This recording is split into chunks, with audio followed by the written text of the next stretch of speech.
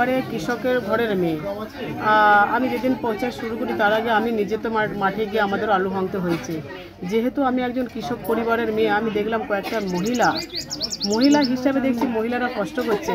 কারণ শ্রমের সম্মান, আমার দিদিমণি তো বলছেন শ্রমের সম্মান, তো সেই হিসাবে আমি মহিলাদের কাছে গিয়ে তাদের সাথে একটু আলু কুড়িয়েছি এবং তারা অভূতপূর্ব যে আনন্দিত যে আমাদের মতোই একজন মেয়ে হয়তো রাস্তায় প্রচার করতে বেরিয়েছে ঠিকই, তো এ তো দেখছি আমাদের মতোই চাষিদের ঘরের মেয়ে।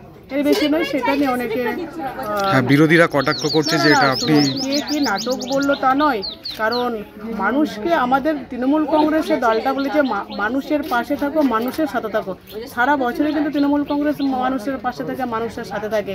তো তৃণমূল কংগ্রেসের কোনো নাটক করতে হয় না।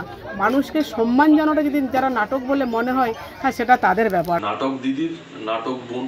দিদিমণিও ভোটেলে নাটক করেন আর তার বোনেরাও ভোটের সময় নাটক করেন। বিদায়ী সাংসদ এখন রাস্তায় নামলেই মানুষ তাকে ঘিরে ধরছে।